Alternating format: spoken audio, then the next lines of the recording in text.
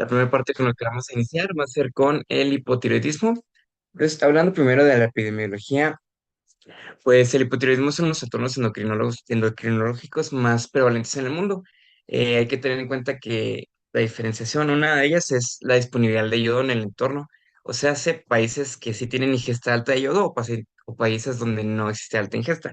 En los cuales hay alta ingesta de yodo, como es Estados Unidos, Europa, la prevalencia del hipotiroidismo manifiesto, que se esté hablando de un hipotiroidismo clínico, pues varía del 1 al 2% de la población. Mientras hablando del hipotiroidismo subclínico, pues este puede afectar del 4 al 8% de la población, hablando de adultos, con una relación o predominio principalmente 5-1 entre hombres y mujeres. En este caso, en países con alto consumo de yodo, la causa más frecuente del hipotiroidismo, pues va a ser tiroiditis autoinmune crónica o una tiroiditis de Hashimoto, que esta principalmente, pues es una afectación caracterizada por infiltración linfocítica, eh, basada en la producción de anticuerpos, anti-TPO, que es antiperoxidasa tiroidea, y anti-TG, que es antitiroglobulina. El 85 al 90% de estos pacientes con tiroiditis de Hashimoto va a ser positiva a anticuerpos anti-TPO. Ya en países donde varía un poquito más el consumo de yodo, o sea, que sea más limitado, en estos países como es México y Latinoamérica, pues la aparición de hipotiroidismo clínico va a variar del 0,5 al 5% en la población general. Eh, Esto, pues, de la aparición de países con bajo consumo de yodo, pues ha ido disminuyendo las cifras, pero igual podríamos de sospechar en pacientes femeninos mayores de 40 años, los cuales tengan síntomas específicos como sea fatiga, ganancia de peso, constipación o intolerancia al frío. También otras cuestiones que pueden llevar al hipotiroidismo, pues va a ser el consumo de yodo radiactivo como tratamiento de cáncer, radioterapia cervical como tratamiento de otro tipo de cánceres, fármacos como la amiodarona, el litio y algunos fármacos inhibidores autoinmunes, pues de tratamientos inmunológicos más bien específicos de ciertos cánceres, también pueden llevar a la aparición del cáncer. En el caso de la radioterapia, cualquier paciente que haya recibido arriba de 30 grays totales de radioterapia, pues ya se debe sospechar que este paciente puede estar presentando un hipotiroidismo. En cuanto a la fisiopatología, pues las afectaciones van a ser primero a nivel cardiovascular. En este caso hay que recordar que la T3 pues, va a regular directamente lo que es la producción de miocina cardíaca y va a afectar también las bombas sodio, potasio, ATPase. Entonces, ¿esto a qué nos va a llegar? Pues nos va a llevar a bradicardia, a reducción de la contractilidad miocárdica, a disminución del gasto cardíaco y a una disminución del volumen sistólico. Y ya en casos así muy como más avanzados o hipotiroidismos un poquito más clínicos gravemente, puede llegar hasta un punto de un derrame pericárdico por acumulación de mucopolisacáridos. En el caso del sistema respiratorio, pues la respuesta ventilatoria central en cuanto a la hipoxia y la hipercapnia, pues va a estar disminuida. Entonces, esto que lo que nos puede afectar, que pacientes que han recibido medicamentos, ya sean, como dice la agentes sedantes, opioides, pues son más propensos a caer en apnea. También van a presentar disminución de la musculatura respiratoria, pueden llegar a presentar una macroglosia, entonces todo esto pues sí nos puede llegar a afectar a nosotros a la hora del manejo de la vía aérea. En cuanto a la presión metabólica, pues estos pacientes pueden llegar a presentar anemia, que está asociada como por el déficit de B12, van a presentar hipoglicemia, van a presentar hiponatremia asociada a síndrome de Sheehan y llegan a presentar hipercolesterolemia. También en cuanto pues, a la respuesta de nuestros fármacos, en cuanto a los que no es un poquito más relevante, pues la respuesta del citocromo P450 pues va a estar disminuida, lo cual va a prolongar la vida de varios de nuestros medicamentos, hablando de los barbitúricos, del propofol, de las benzodiazepinas, de nuestros opioides. Entonces, eh, muchos de nuestros medicamentos, ahorita hablamos un poquito más de ellos, pero hemos disminuido la dosis de inducción y de mantenimiento hasta en un 30 y en algunos casos hasta un 50% de la dosis regular para cualquier otro tipo de paciente. Claro que esto pues, va a variar entre el tipo de hipotiroidismo que estemos teniendo en consideración, o sea, no tanto si ya veían si es subclínico o no, si ya, pues en base a cómo estén los niveles también de este paciente, ¿no? En cuanto a la clasificación, pues por origen tenemos primero lo que podría ser un hipotiroidismo primario, que casi siempre es el 95% de estos, que es propiamente una disfunción de la glándula tiroides. En este tipo de pacientes vamos a tener niveles de TSH, los cuales van a estar muy elevados. Entonces, los de niveles de la TSH van a estar elevados porque la hipófisis va a estar tratando de compensar esto. Este caso es, por ejemplo, en pacientes con tiroidectomías, con tiroiditis de Hashimoto o que han recibido tratamientos con fármacos, con yodo radiactivo, en este tipo de cuestiones. Luego tenemos el hipotiroidismo secundario, que este ahora sí va a ser dado por un daño a la hipófisis. Entonces aquí vamos a tener una TSH baja o relativamente baja con una T4 normal. Este puede ser por adenomas hipofisiarios o apoplejía hipofisiaria. Un terciario pues puede ser asociado a un daño, a un fallo hipotalámico. Este se presenta principalmente en pacientes sometidos a o que hayan tenido traumatismos craneoencefálicos. Y luego por gravedad, pues los vamos a dividir ahora sí en subclínico, manifiesto clínico o coma ya mixedematoso. En el paciente que es un hipotiroidismo subclínico, son niveles de TSH elevados con una T4 libre normal. Esos pacientes generalmente se van a encontrar asintomáticos. En este tipo de pacientes, lo que nos dicen las guías es que algunos de los puntos de corte es que es un paciente que puede ser sometido a cirugía con que tenga una TSH bajo de 10. En algunas literaturas todavía nos dicen que debajo de 8. Esto es un poquito más variable, pero pues también hay que tener en cuenta la consideración de qué sintomatología presenta el paciente. Ahora sí, un paciente con un hipotiroidismo manifiesto o ya clínico va a ser una TSH elevada con una T4 libre baja, con los síntomas clásicos que les había mencionado, que es fatiga, un paciente lento, letárgico, bueno, no letárgico, no más lento, con intolerancia al frío.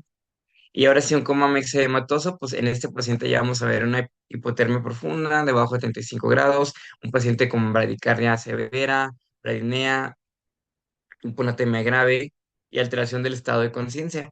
En este caso, los pacientes, pues sí presentan una alta tasa de mortalidad de un 20 a un 40% aún con el tratamiento.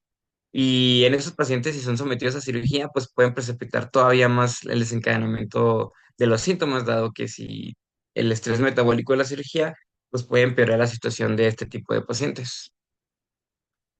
En cuanto al manejo anestésico, pues hablando de la porción preoperatoria, eh, nos menciona que digo, un paciente de estos, que un paciente que tenga hipotiroidismo, pues tiene que recibir su tratamiento estándar, que es hablando de estos pacientes que reciban levotiroxina de manera oral. Este pues tratamiento varía dependiendo si es un paciente joven, si es un paciente adulto. El punto es de que estos pacientes tienen que estar recibiendo tratamiento y el seguimiento de estos pacientes es de 4 a 6 semanas estar tomando de nuevo un perfil tiroideo para ir viendo los niveles de TSH. Esos son los que nosotros nos vamos a basar para decidir si el paciente, pues, es candidato o no. Digo, los rangos normales van de 0.4 a 4, en cuanto a T4 libre normal, digo, de TSH, perdón, y ver que los de T4, que es de 0.8 a 1.8, estén dentro de parámetros normales, pero, digo, dependiendo de la guía, lo que nos dice la data, pues todavía debajo de 8, perdón, de TSH, pues todavía el paciente puede llegar a ser sometido a cirugía, hablando de cirugías que no sean de manera urgente. En cuanto a la evaluación de la vía aérea, pues lo que nos es relevante es pacientes que pues van a tener una respuesta central disminuida a la hipoxia. Estos pacientes pueden llegar a presentar una macroglosia, lo cual nos va a aumentar el riesgo de que sea una intubación complicada. Los pacientes también pueden llegar a presentar un bocio tiroideo, los cuales pues pueden presentar estrechez o desplazamiento de la tráquea. Estos también bocios sí pueden llegar a ser a nivel subesternal, pues también pueden llegar a actuar como una masa mediastinal, entonces también pueden llegar a presentar complicaciones de que sean desplacen toda la vía aérea, presenten mayor compresión. Entonces, estos pacientes, pues, hay que tener en cuenta que a lo mejor una fibroscopía en un paciente despierto, dependiendo del grado del bocio o de cualquier alteración que tengan en la vía aérea, pues va a ser esencial. También, pues, de los laboratoriales no solo se trata de tener un perfil tiroideo, también tenemos que tener electrolitos séricos para ver cómo está el sodio, principalmente, una química sanguínea para ver cómo está la glicemia de pacientes, un electrocardiograma para ver qué alteraciones pueden llegar a tener los pacientes. En cuanto al intraoperatorio, pues en este paciente, por ejemplo, el Propofol está escrito que hay que hacer una disminución del 30 al 40% de la dosis de inducción de un paciente regular, el midazolam un 30 hasta un 50%, y que también los agentes inhalados tienen que ser disminuidos, o sea, el CAM se tiene que ajustar en este tipo de pacientes. Entonces, pues al final de cuentas nos menciona que un neuromonitoreo adecuado para poder medir la profundidad adecuada y no estar sobre dosificando a nuestros pacientes. También, pues, en este tipo de pacientes necesitamos tener medidas de calentamiento activo para poder estar cuidando una adecuada temperatura de estos pacientes, ya sea un colchón, líquidos calientes, un humidificador, ya que estos pacientes en un hipotiroidismo clínico, pues sí pueden llegar a presentar una hipotermia pues, relativamente severa. eh, el monitoreo continuo de la glicemia, pues estar vigilando también el sodio, porque son dos cuestiones que se van a dar mucho en estos pacientes. Y pues también estar en cuenta que estos pacientes pueden llegar a presentar un tipo de insuficiencia renal. Entonces, a estos pacientes se puede dar una administración de hidrocortisona, ya sean 100 miligramos intravenosos en la inducción y después cada 8 horas durante 24 horas ya en el postoperatorio. Y algo, pues, principalmente que hay que considerar es que en estos pacientes con hipotiroidismo es preferible dar anestesia regional mientras sea posible y, pues, no lo permita el área quirúrgica o el tipo de cirugía que se le vaya a realizar, ¿verdad? Pues, obviamente, si el paciente le van a someter a una resección del bocio o lo que sea, pues, obviamente, pues, el paciente no es fácil, no se le puede hacer con únicamente anestesia regional. En cuanto a los pacientes que pues, cuenten con un coma mixedematoso, obviamente, pues esto es hablando de pacientes que tengan que ser sometidos a una cirugía ya de urgencia. Uno de los tratamientos que se puede dar es dar una dosis de carga de levotiroxina intravenosa de 200 hasta 500 microgramos totales y ya después se va a seguir con 50 a 100 microgramos al día. Eso ya sería como el tratamiento oral, que es la dosis más o menos estándar en pacientes que están tomándolo de manera vía oral. En pacientes, también como les mencionaba, pues el uso de hidrocortisona, 100 miligramos de dosis inicial y luego que se quede una dosis cada 8 horas. Pues estar pendiente de que el paciente va a necesitar requerir soporte ventilatorio por la respuesta disminuida a nivel central de la respiración y mantener los mismos puntos que les había mencionado, de cuidar el calor del paciente, la corrección de la hiponatremia y pues corregir la glucosa pues en base al monitoreo que le estemos dando al paciente. Luego, hablando del hipertiroidismo, en este caso pues tiene una prevalencia de aproximadamente el 1% en la población general. De nuevo va a tener una predominancia principalmente en mujeres a hombres, que puede variar del 5 al 10 sobre uno hombres a mujeres. Eh, el hipertiroidismo manifiesto pues, se presenta en países altamente desarrollados debajo del 0,5% y el subclínico se puede presentar hasta en el 0,7% del país. Eh, Hablando de países como Estados Unidos, Europa, la causa más frecuente en regiones, de nuevo, que sí consumen yodo, es la enfermedad de Graves. Esta es hasta un 60 hasta un 80% de los hipertiroidismos en países desarrollados consumidores de yodo. Pues va a ser un trastorno autoinmune que está mediado por IgG, que van a afectar directamente al receptor de la TSH. Entonces, esto va a ser relevante por ahorita que hablemos en cuanto a las embarazadas, por la similaridad que tiene el receptor de la TSH con la HCG, pero bueno, ahorita llegaremos a ese punto. También otras de las cuestiones que pueden desencadenar el hipertiroidismo son bocios multinodular tóxicos y el adenoma tóxico, que estos son los que van a estar más comúnmente en zonas que no son consumidoras de yodo, con deficiencias crónicas de yodo. En cuanto a la fisiopatología del hipertiroidismo, pues va a haber un exceso de T3 que va a actuar directamente sobre los receptores. Hay que recordar que estos receptores del T3 son los TR alfa y beta y vamos a tener uno y dos de cada uno. Entonces esto pues va a hacer que haya un hipermetabolismo activo de los pacientes.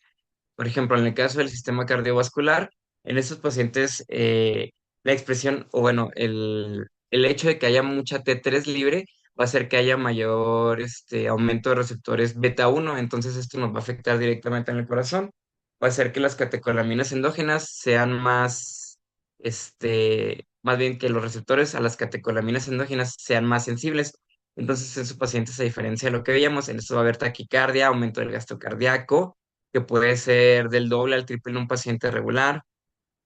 Va a haber una disminución en resistencias vasculares sistémicas y va a haber un aumento del volumen plasmático. Estos pacientes, algo que hay que estar muy al pendientes es que pueden llegar a presentar FAs hasta en un 10 o un 15% en pacientes que tienen un hipertiroidismo ya clínico o establecido y hasta en un 20 a un 30% en pacientes que sean mayores de 60 años. Entonces, esto es como una de las cosas que más nos debería preocupar.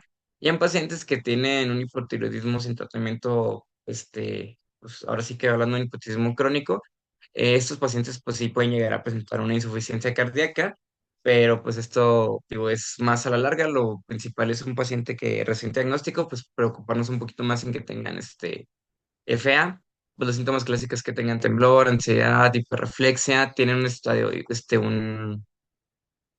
un estado hipercatabólico, van a presentar pérdida de peso.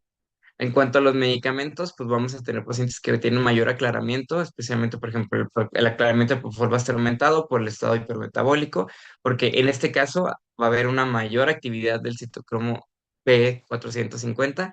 Entonces, pues la dosificación de estos pacientes en cuanto a nuestros medicamentos, pues tiene que estar un poco ajustada, tenemos que aumentarla. Nos menciona que también el uso de relajantes musculares pues va a estar acelerado, entonces los pacientes van a requerir dosis un poquito más elevadas. Ahora sí, en cuanto al manejo anestésico, pues en cuanto a la preparación, en el cuanto preoperatorio, pues los pacientes tienen que recibir su tratamiento. En este caso, pues puede ser metimazol o puede ser propiluracilo, PTU. El principal medicamento, el de primera línea que está establecido, pues va a ser el metamizol, que la dosis inicial va de 20 a 40 miligramos al día, dividido en tres tomas. Tiene una ventaja es que pues tiene un poquito mayor de potencia y tiene menor hepatotoxicidad, entonces pues es una de las cosas que nos puede ayudar. Lo único que tiene es riesgo de causar agranulocitosis y el PTU es pues también es el que está principalmente en el uso o de primera línea en pacientes que ya tengan una tormenta tiroidea, cual lo vamos a ver ahorita un poquito más adelante. La dosis va de 100 a 150 miligramos cada 8 horas.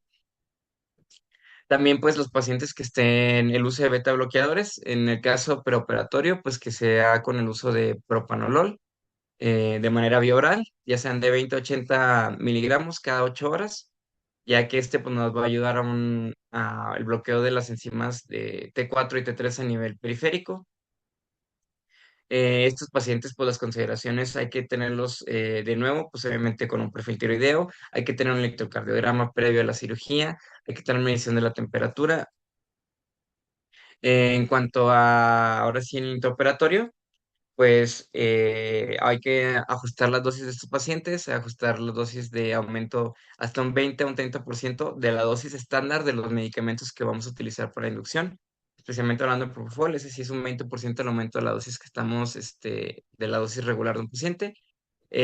Algo que sí nos mencionan es que la ketamina está contraindicada en este tipo de pacientes, ya que va a estimular el sistema simpático. El pancuronio nos va a dar taquicardia y hay que tener en cuenta que si el paciente es hipotensa, disminuir, por ejemplo, no considerar el uso de efedrina, sino mejor utilizar firinefrina en caso de una hipotensión. O también tener en cuenta que la nore y todos esos medicamentos que podemos utilizar como vasopresores pues van a estar más sensibilizados estos pacientes, entonces van a tener una respuesta un poquito más, este, más fuerte más fuerte, va a tener mayor cantidad de receptores a los vasopresores, entonces pues es algo que hay que tener en consideración. También estos pacientes, pues al contrario, hay que tener vigilancia de la temperatura, en este caso tener medidas para poder enfriar a los pacientes, a diferencia de lo que vemos con un paciente hipotiroideo, ¿no? Cuanto al manejo, pues la vigilancia es muy similar, porque los síntomas o la sintomatología de las hormonas afectadas van a afectar en los mismos sistemas, solo que van a ser a la inversa. Entonces es algo que hay que tener muy en consideración. Y pues en cuanto a la clasificación, vamos a tener lo que va a ser de manera subclínica. En estos pacientes, un subclínico va a ser con una TSH disminuida con niveles de T4 y T3 normales, y ya uno clínico va a ser una TSH disminuida con niveles de T4 y T3 elevados, además que van a presentar la sintomatología que se le ha explicado. Y pues en cuanto a esto hay que recordar que está los autoinmunes, siendo la enfermedad de Graves. Hay que recordar que los TRAB, que son los anticuerpos en este tipo de enfermedad, estos sí pueden llegar a atravesar la barrera placentaria, entonces estos pueden llegar a producir un hipertiroidismo neonatal y esto pues sí es relevante en los pacientes obstétricas. Entonces nomás para recordar ese tipo de receptores que sí pueden cruzar. Ahorita les tengo un diagrama de los receptores y otros medicamentos que pueden atravesar la barrera que se utilizan en pues, todo lo que vamos a observar a través de la presentación. Ya después pues está el bocio multinodular, el adenoma, y esos son los que les menciono, que es más común que vemos en pacientes mexicanas porque son asociados a la deficiencia de yodo y pues ya los diatrogénicos. Y bueno, ahora vamos a hablar de lo que va a ser la tirotoxicosis. Bueno, en el caso de la tirotoxicosis, pues va a ser un síndrome clínico que está asociado a la producción excesiva de hormonas tiroideas que van a afectar los tejidos. Este, pues puede ser variado en si es por una tiroiditis, por ingesta, exogénica de yodo. La relevancia de esto, pues, es que básicamente, pues, va a afectar en los órganos que ya hemos mencionado principalmente, y estos pueden ser directamente por asociación a la producción excesiva en la glándula tiroides o no. Aquí algo relevante es que existe la tirotoxicosis gestacional transitoria. Este puede llegar a afectar a un 10% de todas las pacientes embarazadas. Aquí la relevancia de que la estimulación del receptor de la TSH se puede dar también por la hormona HCG. Entonces, porque comparten una similitud estructural en la porción alfa de la estructura de la molécula. Entonces esto hace que se haya una estimulación similar a una tirotoxicosis. Entonces, en esos pacientes embarazadas, la TSH va a estar suprimida, pero esto va a ser autolimitado. Entonces, principalmente esto se puede dar, se resuelve de manera espontánea hasta las 18 o 20 semanas de gestación. Entonces, en estos pacientes, pues hay que estar con vigilancias, principalmente estar midiendo el nivel de TSH y estar teniendo antes de empezar algún tipo de tratamiento, porque únicamente la afectación va a ser a nivel de la TSH. Este, pero en general, pues es nomás estar vigilantes en las embarazadas, en este caso. Digo, ahorita negaremos un poquito más, pero es una similitud que tenemos que tener a cuenta en cuanto a pacientes que tengan alteraciones asociadas a hipotiroidismo o niveles elevados. En cuanto a los mecanismos que nos van a afectar en una tirotoxicosis, pues va a ser que va a haber una termogénesis exagerada. Como sabemos, pues en general la termorregulación se va a ver afectada, pero ya hablando de una tirotoxicosis, los niveles de T3 van a estar tan elevados que va a aumentar la actividad de la bomba sodio-potasio ATPasa. Entonces, esto va a aumentar el consumo de todas las células del cuerpo de ATP. Entonces, por ende, va a haber una mayor producción de calor como un subproducto pues de este fenómeno. Entonces, aquí los pacientes pues vamos a presentar arriba de 38,5 grados, que ya es una exacerbación de la termogénesis de los pacientes. También el hecho de que exista T3, hay que recordar que cuando les menciono estos niveles de T3, hablando es T3 libre y T4 libre, que son las que no son relevantes, para la presentación de los síntomas clínicos. En el cuanto a me va a haber una hiperactividad simpática, esto va a ser, como les mencionaba, similar al hipotiroidismo, pues va a haber una sensibilización y se van a producir mayores receptores beta uno. Entonces esto va a hacer que haya mayor respuesta a todas las catecolaminas, ya sean endógenas o exógenas, tanto las que utilicemos nosotros o las que sean propias de los pacientes. Entonces, por eso el uso de ciertos vasopresores pues sí es como un poquito menos óptimo en estos pacientes. También va a haber un estado activamente catabólico, lo que nos puede hacer unas alteraciones a nivel del pH, porque va a haber un desbalance en los pacientes por una mayor lisis de muchas proteínas. Va a haber una pérdida de masa muscular, los pacientes pueden llegar a presentar sarcopenia. Por eso de ahí viene este estado catabólico, es lo que hace que los pacientes tengan pérdida de peso, y en cierto grado podemos ver hipercalemia o hipercalcemia en algunos pacientes y llegamos hasta la osteoporosis, porque el metabolismo está aumentado en todas las células del cuerpo, entonces eso hace que haya diferentes afectaciones a nivel de todo el cuerpo. Y este, pues, es el preámbulo a lo que sería la tormenta tiroidea. Ahorita vamos a llegar a la clasificación de cómo saber en qué punto estamos parados, en base a algunas escalas. Pero, pues, en sí, esto es lo que vemos que en la tirotoxicosis. Y estas, nomás hay que tener en consideración que clasifican en dos tipos, ya sea que sea con hipersecreción activa y sin hipersecreción activa. En el caso de la hipersecreción activa, pues, en este tipo de pacientes la relevancia es que las tiamidas, que lo que es el metimazol, va a ser como el pilar del tratamiento. Estos sí van a ser respondedores a esto. Eh, También se pueden ser tratados con yodo radioactivo o ya hablando de pues una tiroidectomía. En el caso de que sea un paciente que sea con una tirotoxicosis que no presente secreción, digo que sea de sin hipersecreción activa, perdón. Esta es una tiroiditis destructiva. Estos pacientes no van a responder bien al metamizol. Entonces, a estos pacientes, pues, si tienes que principal tratar la sintomatología con beta bloqueadores, con corticoides, como es de nuevo cortisona, como había mencionado en el hipotiroidismo. Y pues en cuanto al manejo perioperatorio, pues es el uso de beta bloqueadores. En este caso se puede utilizar propranolol de 0,5 a 1 miligramos en bolo. Esto es para asegurarnos de que la frecuencia esté debajo de 100 latidos por minuto. También se puede dar por vía de sonda nasogástrica, estos de 40 a 80 miligramos cada 4 a 6 horas.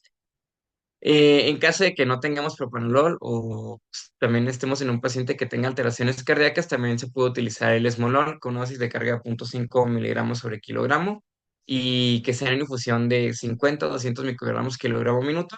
Principalmente pues en pacientes, como les mencionaba, con insuficiencia cardíaca o que hayan presentado un broncoespasmo, dado que su vida media pues es muy corta.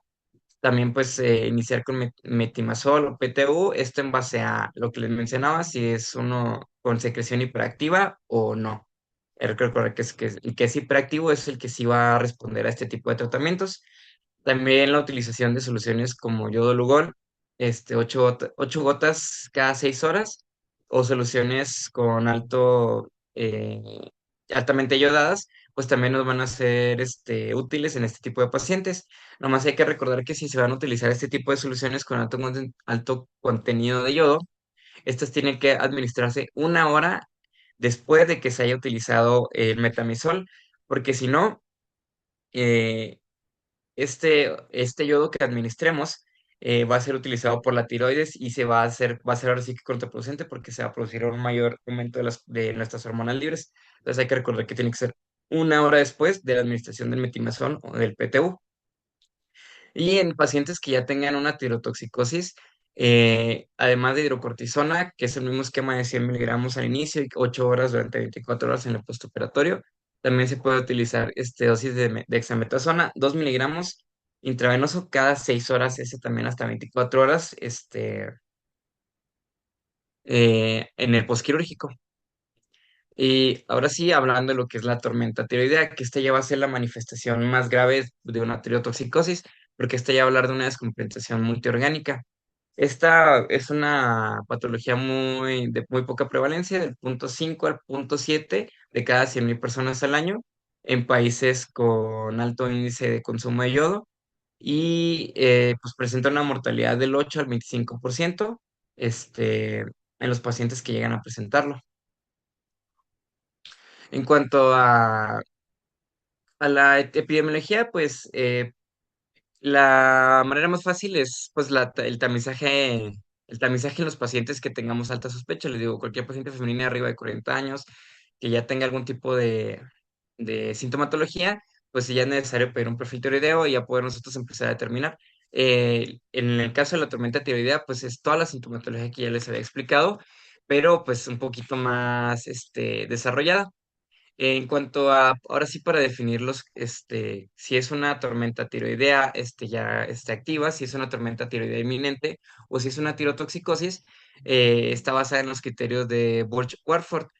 Arriba de 45 puntos, ahorita valores o sea, los dominios que van a determinar son termorregulación, la función cardiovascular, el sistema nervioso central, síntomas gastrointestinales y factores determinantes. Ahorita les voy a poner la tabla para poner cada punto, pero arriba de 45 va a ser una tormenta tiroidea ya definitiva. Del 25 a 44 es una tormenta inminente y debajo de 25 va a ser una tirotoxicosis.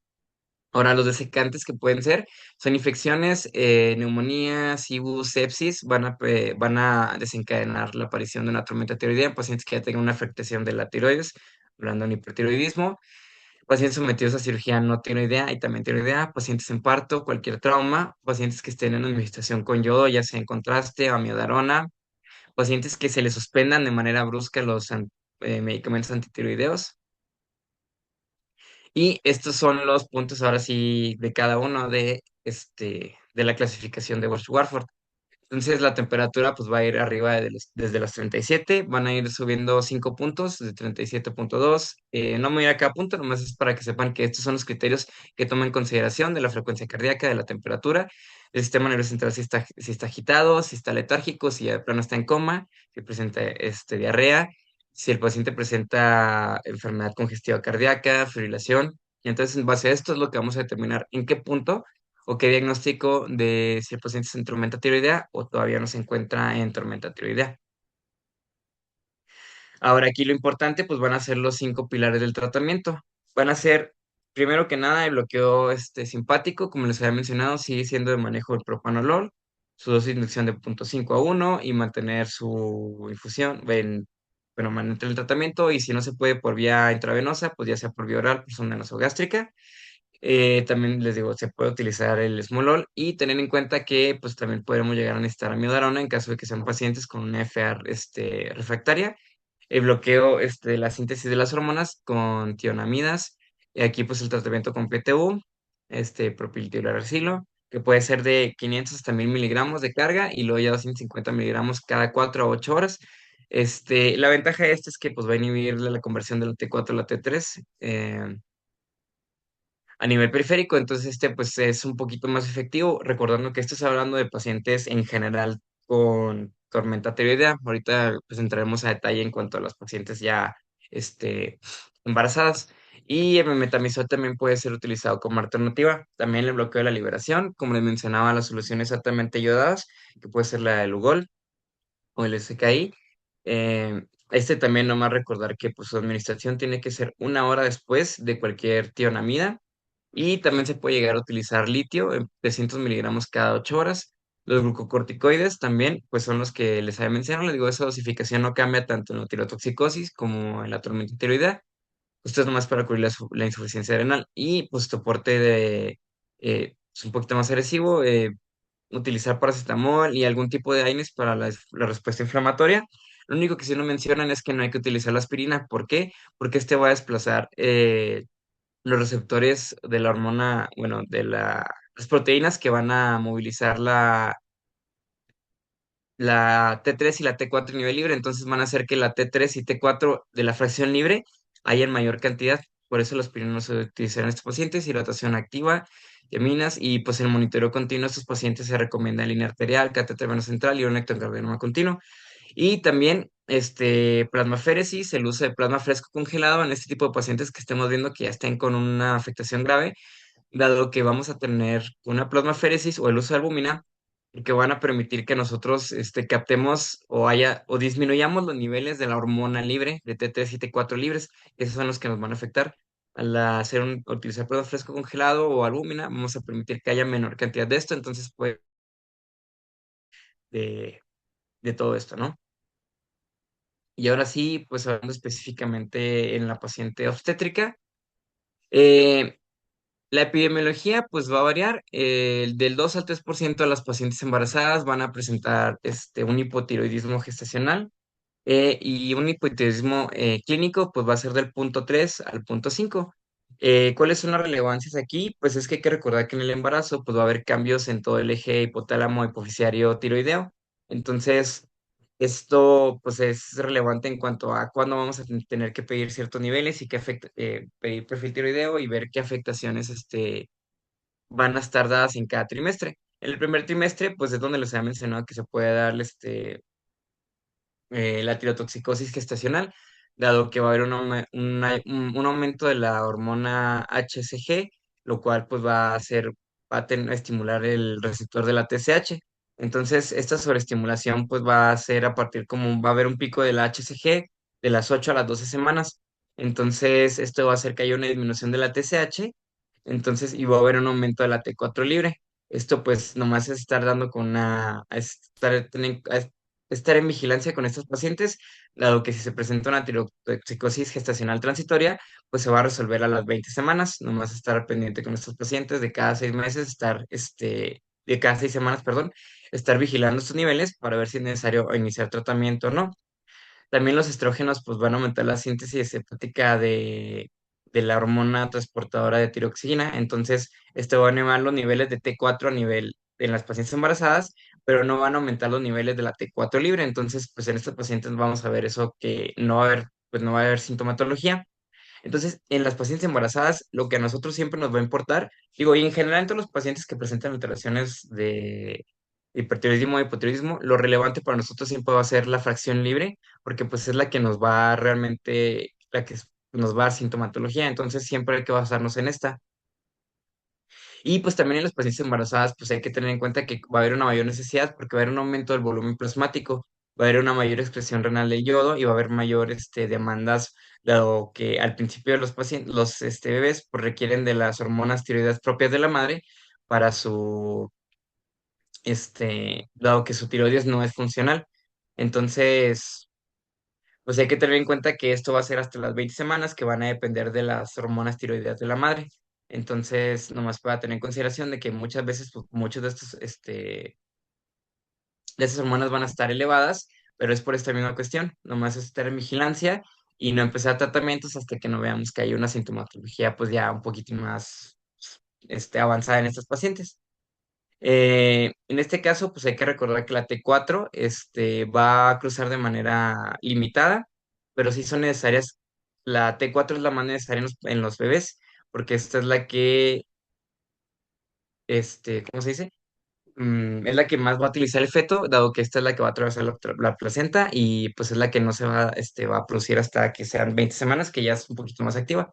También hay que recordar que los anticuerpos de la enfermedad de Graves, que son los TRAB, también pueden llegar a cruzar la barrera placentaria y estos pueden llegar a producir un hipertiroidismo fetal y esto puede llegar a pasar en un 2 o un 5% de los pacientes que tienen enfermedad de Graves. Entonces, nomás hay que estar pendiente ahí con monitoreo fetal, ver que la taquicardia no presente taquicardia fetal, ver que no hay una presentación de bocio fetal o que hay una restricción del crecimiento.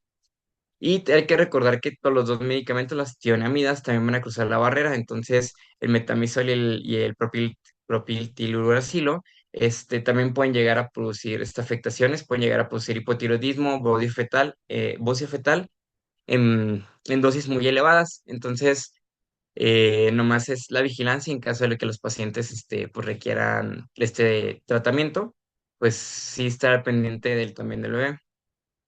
Y el yodo radioactivo en estos pacientes sí está completamente contraindicado. En cuanto al manejo anestésico de estos pacientes, pues las metas de TSH pregestacional deben estar debajo de 2.5 miliunidades por litro. En las pacientes embarazadas nos mencionan que la anestesia regional, ya sea epidural o espinal, es como el punto clave o la piedra angular de, de la anestesia, sobre todo porque nos va a ayudar a disminuir la respuesta simpática, a evitar todo lo que les había mencionado del manejo de la vía aérea, porque si de por sí la vía aérea va a estar alterada en un paciente con hipotiroidismo, pues en una paciente embarazada todavía más, tenemos cosas más fiables, puede haber un aumento de toda la macroglosia, el bocio, y va a tener mayor sensibilidad a los depresores del sistema nervioso central, que es todo lo que utilizamos. En caso de que sí se dé una anestesia general, pues que se utilice una secuencia de intubación rápida, que tengamos todo el equipo disponible para manejo de una vía aérea, fibroscopía en paciente despierto, videolaringoscopía, disminución de la dosis de nuestros anestésicos y de nuevo pues vigilar la termorregulación de los pacientes, utilizar este mecanismo de calentamiento activo, bajar la dosificación de nuestros medicamentos, porque va a haber mayor sensibilidad. Y de nuevo, pues utilizar hidrocortisona a 100 miligramos intravenosos. Y ya después de esto, después del embarazo, también utilizar levotiroxina en estos pacientes, ya sea por vía oral o intravenosa. En cuanto a la dosis de la paciente, de la dosificación por vía oral, hay que disminuir a un 50 a un 75% la dosis. En cuanto a al hipotiroidismo, como les mencionaba, pues la tirotoxicosis gestacional es la que nos es más relevante. Aquí la importancia es que las pacientes que tengan un hipertiroidismo o que ya estén cerca de una tormenta tiroidea, pues son más, es más probable que los pacientes tengan preeclampsia, que tengan parto pretérmino, eh, que estos pacientes pues pueden llegar a presentar malformaciones por el uso de los medicamentos que se tienen que utilizar. Aquí nos mencionan que si nosotros detectamos que una paciente tiene un hipertiroidismo y se va a iniciar tratamiento con metamizol o PTU, el de base tiene que ser propiltiroarcilo mientras sea antes de las 16 semanas. Si la paciente se detecta que tiene un hipertiroidismo, entonces después de las 16 semanas tenemos que utilizar metamizol. En cuanto a los pacientes, pues tenemos que tener un monitoreo fetal continuo, la utilización de propanolol, PTU, soluciones con alto contenido de yodo, como es Lugol, de nuevo la hidrocortisona y pues principalmente que sea una anestesia regional, principalmente una anestesia epidural, es como la técnica del gold estándar. También, ¿por qué? Porque la ventaja es que esto si se tiene que convertir a ser urgente, pues se puede hacer de manera inmediata sin tener que recurrir a una anestesia general. Y pues de nuevo, como habíamos visto en el hipotiroidismo, pues tener en consideración del propofol, aumentar la dosificación hasta un 30% y evitar la ketamina. Y esto es lo que les mencionaba, de las cuestiones que son importantes que pueden llegar a atravesar la barrera placentaria y que pues pueden llegar a afectar al bebé. Este, el yodo pues puede afectar directamente a la tiroides fetal, el yodo radioactivo de nuevo la va a destruir, el propiltiroiracilo pues van a inhibir la función tiroidea de los pacientes, del bebé, y estos medicamentos se pueden atravesar, por eso se tiene que utilizar en dosificación menores. El propanolol pues se considera seguro, solo que nos puede dar un poco bajo peso al nacer. La levotiroxina pues también puede llegar a afectar pues, a los bebés y las hormonas de la TSRHAB, que es la que es en el síndrome de Graves, y, y la TPO, que es la que es en el hipotiroidismo. Y pues estos son los 5 pilares que tenemos que tener en cuenta en cuanto a la paciente que presenta un hipotiroidismo gestacional. No se debe realizar una cirugía electiva si la paciente no se encuentra tiroidea, que es recordar TSH bajo 2.5, ajustar nuestros medicamentos anestésicos, prevenir la hipotermia y pues tener la cobertura adrenal con corticoides.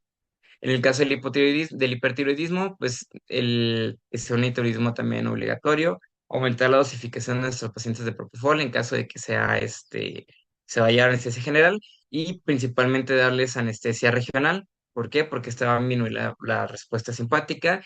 eh, Tener beta bloqueos continuos y se puede previo a la cirugía. En la tirotoxicosis, pues utilizar de nuevo la escala de Burch para ver si, Warford, para ver en qué parte estamos, si es tirotoxicosis o qué tan cerca estamos de la tormenta tiroidea. Pues los pilares hay que recordar que es el beta bloqueo, el uso de los tianimidas, el uso de yodo y los glucocorticoides. Ese es el manejo que tenemos que darle de manera integral a estos pacientes. Eh, los 5 pilares que habíamos visto en cuanto a un paciente que ya tiene tormenta tiroidea, recordar que es arriba de 45 puntos y pues que estos pacientes tienen que ir a la UCI de manera obligatoria. Y pues en la obstétrica, pues anestesia regional siempre que se pueda, TSH bajo 2.5 y pues una tormenta obstétrica pues siempre va a ser una emergencia, entonces tener preparado todo lo que les había mencionado para el manejo de estos pacientes y pues que se pueden llegar a presentar, ¿no? Y pues eso sería todo.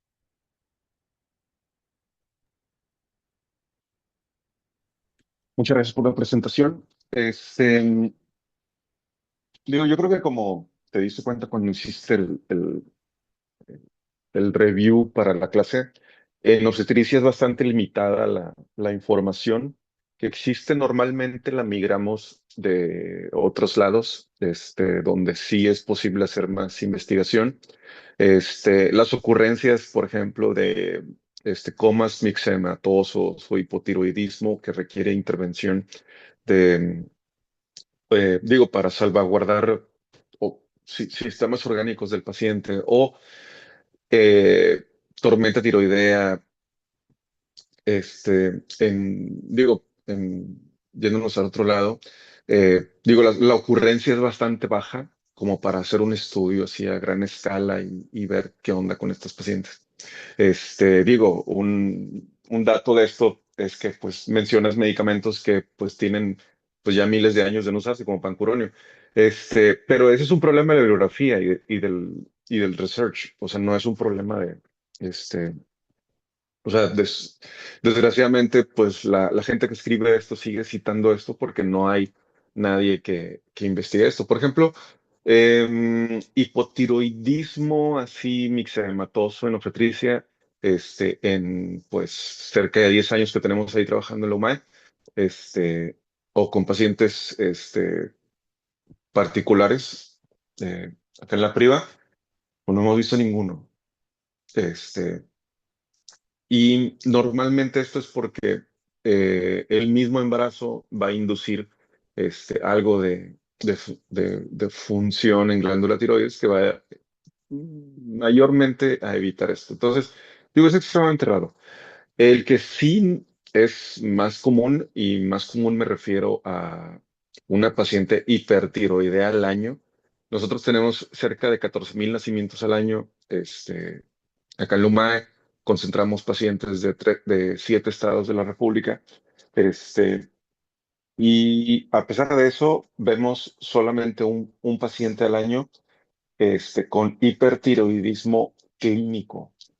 Y esto es porque la señora tuvo un mal apego a su terapia. Y me ha tocado ver nada más tres, tormentas tiroideas o tirotoxicosis.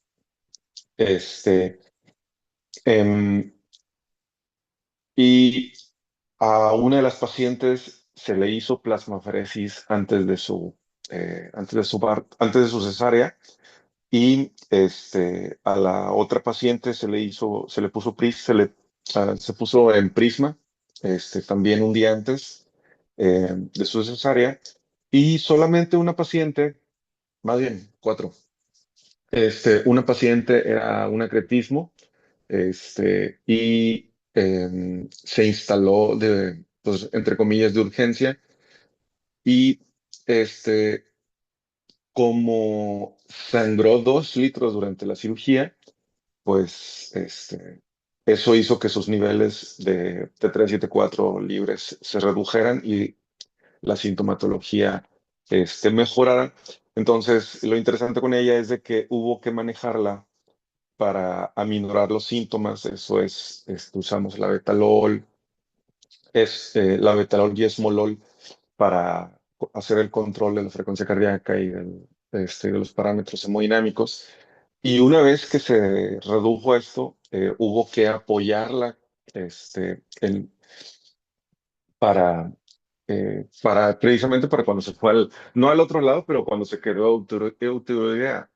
Y la otra paciente también, esta era una placentación previa que empezó a sangrar y que no se le pudo hacer prisma. Eso lo metimos con tormenta tiroidea. Este, y se le puso igual la betalol y esmolol, además de las dosis de hidrocortisona, y se le dio neuroaxial. A todos los pacientes se les dio neuroaxial. Y la verdad, o sea, el menor de tus problemas es el hemodinámico, y usualmente tienes que estar pasando medicamentos para controlarlo.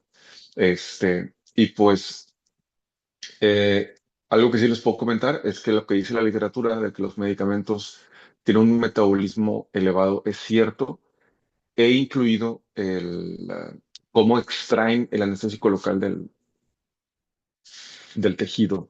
Entonces tenemos que, pues, tu bloqueo epidural o subaracnoideo va a durar menos. Si eres de las personas que pone dosis única intratecal, pues vas a pedir chayotes porque vas a tener que intubarlo. Usualmente como a los 45 minutos a la paciente ya no le va a ser suficiente el bloqueo. Entonces, si digo, es necesario dejar un catéter y también utilizar anestésicos locales como bupivacaína o ropivacaína, porque si te pones hilo lo va a aclarar rapidísimo. Entonces, incluso, es, digo, eh,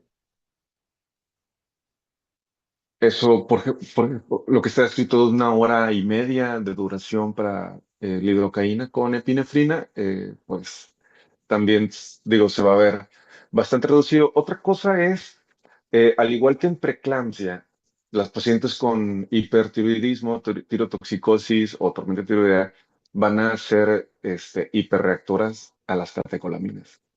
Entonces, si tú le pones un epidural con pura Gilocon, vas a parir chayotes durísimo. Entonces, es mejor nada más usar dosis de prueba por catéter y pasar dosis fraccionadas de bupivacaína o ropivacaína al 5, si es que le quieres dar neuroaxial. Si le pones subaracnoideo, normalmente estos pacientes, el corazón va a estar ya produciendo una buena cantidad de energía. Usualmente no va a ser tan problemático para los dos la adaptación al bloqueo neuroaxial. Sin embargo, si es una paciente que tiene ya una alteración este, de flujo o de relajación o tiene una comunicación, digo, porque se pueden juntar los astros y tener una comunicación intraauricular o interventricular o una estenosis, más el problema de tirotoxicosis o tormenta tiroidea. Eh, si le ponen un subaracnoideo, pues van a poner en riesgo el parénquima materno y los parénquimas fetales. Entonces, digo, en este tipo de casos es extremadamente recomendable que pongan un epidural. Si le ponen un sub, pues digo, van a batallar. Probablemente hemodinámicamente corrijan a la madre, pero el problema es el flujo también fetal. Entonces, digo, a veces estas criaturas pueden hacer con un Apgar bajo, pero es por por la alteración de flujo que ustedes provocaron. Pero bueno, digo, Em, lo más probable, pero digo, regresando al tema inicial de que esto es extremadamente raro y si están en un tercer nivel es probablemente el único lugar donde lo van a ver, este, para obstetricia. Em, entonces, digo, nosotros vemos una, como les comentaba, una tirotoxicosis una vez cada 60,000 partos. Entonces, digo, si ustedes hacen poca OPSTE o hacen OPSTE, o no hacen OPSTE institucional, pues probablemente jamás lo vean.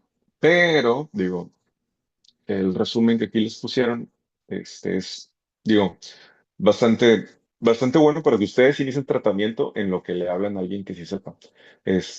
O sea, también, digo, otra cosa es que estos pacientes siempre asesórense, e involucren al endocrino lo más pronto posible. Este, digo, si es algo extremadamente raro y no están acostumbrados a verlos, involucren al endocrino rápido. Pero bueno, ¿alguna pregunta, duda de esta sesión?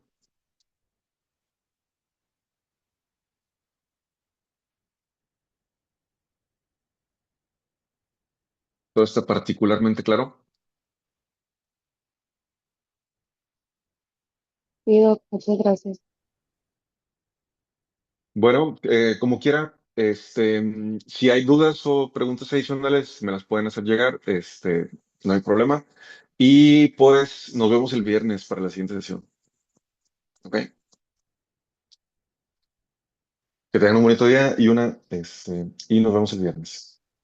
Sale, gracias, doc.